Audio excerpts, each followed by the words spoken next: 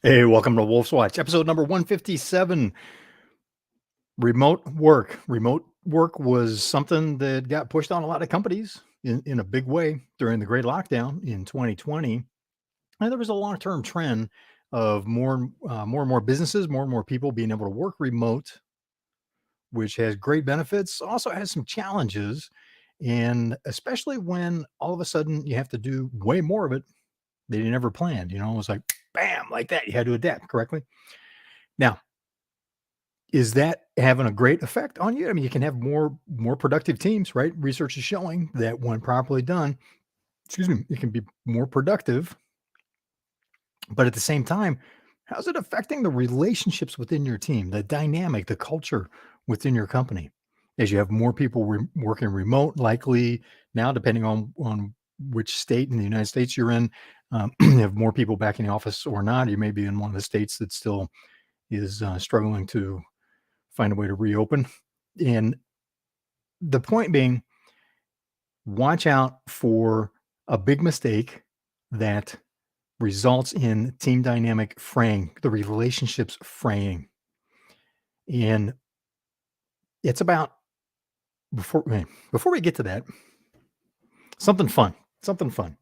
Today is National Bagel and Lox Day. And I know this is a digression, but I just had to share this with you.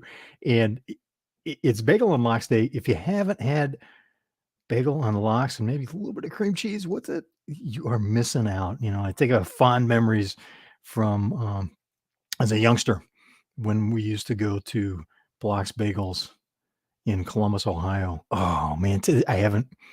Maybe it's just the warm glow of memory, of nostalgia, but I remember the big, chewy, nice, not crisp, but nice exterior to the bagel and a nice chewy center were perfect for lox. And that was where some of my classmates going to school had introduced me to blocks and the concept of bagels and lox. And oh my gosh, haven't had anything as good since. But there's some great options. Have bagels and lox today if you haven't. Trust me, you will enjoy it. If it is one of your favorites, yeah, grab another round if you've already had some because it's National Bagel and Lox Day. Now back to what I was starting on with the story, and thank you for hanging with me on the digression. The story about remote work. Remote work's not new. It's something that let's frame what is meant by remote work here. It's where you have people not coming into the office, not going into the factory. There's some things that just you have to be hands on, right? You can't assemble parts on a production line remotely. Right? Someone or a machine, a person has to be there, put parts together. There's some things you can't put a fire out remotely, right? Or firefighters need to be on the scene. So there's some things that just can't be done. They need physical presence of humans in order to do it. There's a lot of things that can be done. Programming was an area that was going remote faster than other regions. Sales teams have been remote for a long time, and technology has made that work smoother. Managing far-flung organizations, the direct sales industry, companies like Amway and other big direct sales organizations, and they've had far-flung organizations that they don't have people coming into an office. It's not how they operate. And a lot of times they're going to people's homes in order to meet with them, to sell, to bring, to help people start businesses. Now, here's the point to that. Remote's been around for a long time. Technology makes it better. But what are the key things that make it work and to make it don't work? The things that make it give you a team that's more productive versus in what causes teams to disintegrate, to cultures to fray and come apart in companies. Something that I learned in the 1990s. I have a story about that. We were managing remote teams and we were using the technology available at the time. We'll come back to that. Let's go back even farther in history. Always like to look at what's been happening on this day in history. And this ties into the discussion of remote teams. On this day in 1775. Let me make sure I got this right. 1775 on September, not September. Is this September? What year is this? On February 9th. If I can find my cursor here, we will switch back to this. Yeah, on February 9th, 1775, the British Parliament declared Massachusetts, the colony of Massachusetts at the time, to be in rebellion, in a state of rebellion, which then allowed their government, their military, the Redcoats, under General Gage, was immediately in the area. He was allowed them to shoot suspected rebels on sight because they criminalized opposition at opposition speech. So they took it to the next level. There had been about 5 months before that, in September of 1774, the First Continental Congress had met, and they had wanted to to get resolution to what they considered to be some oppressive actions on the part of the British government, where the colonies were concerned. This was dismissed by the British government when they were asking for redress. Something that's one of the reasons that the right to redress is written into the U.S. Constitution, the right to redress grievances against, with respect to the government, grievances against the government. Now, the British responded by vilifying, demonizing, and ignoring what the Continental Congress was asking. So the argument continued to spiral, which resulted in February 9th, 1775, the decree that what is now the state of Massachusetts, or the colony of Massachusetts at that time, was in a state of rebellion. So General Gage began doing what he was then allowed to do. So he said what this did is anybody could be considered a criminal, a rebel that was speaking out against the government, right? No opposition speech, no grievances. If you stated that, you were considered a rebel and you could be shot on sight.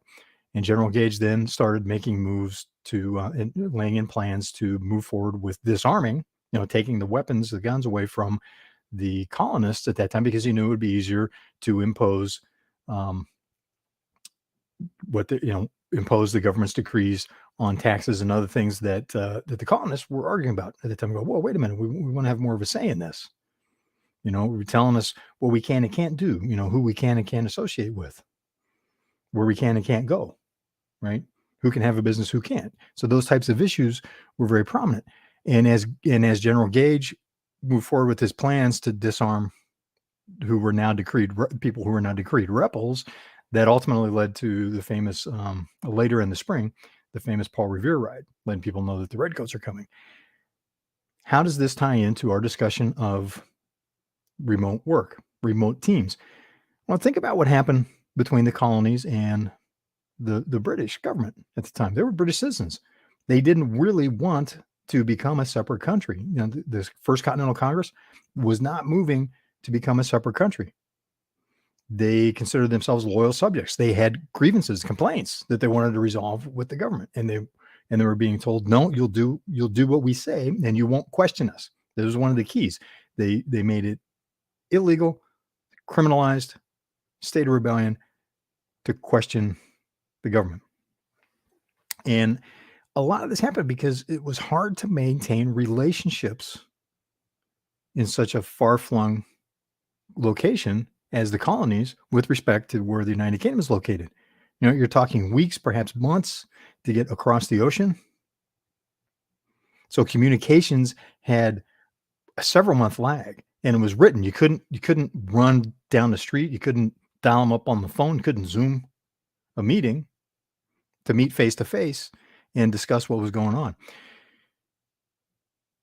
Even if they had, would that have been enough? I mean, something that I learned, coming back to the story, I wanted to tell you about what I learned in running remote teams, or a team that was made up of remote individuals. We had it was a corporate level team for a large company that I was working with at the time.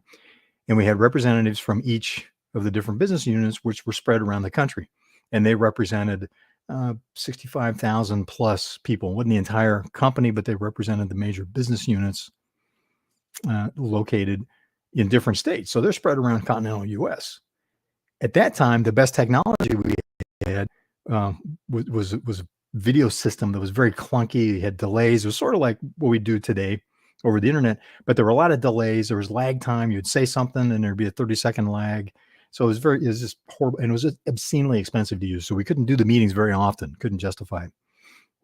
So we would do meetings at least once a month, every other week, when needed to. If we had something that were productive working meetings, we had to make sure that it was productive when we met, and we had to manage the timing because it was expensive. And that's something to consider as well. Meetings tend to be very expensive activities. When you look around a meeting, whether it's virtual or face or real time in a conference room, look at how many people are there and what is the cost of that. If you monetize the hour, just say an hour, the hour of time for everybody in that room, what is that costing you? What is it costing the company? And then add on the missed opportunity for what they could be out producing, their productive activity. Meetings are incredibly expensive. So is it necessary? Is something actually getting done?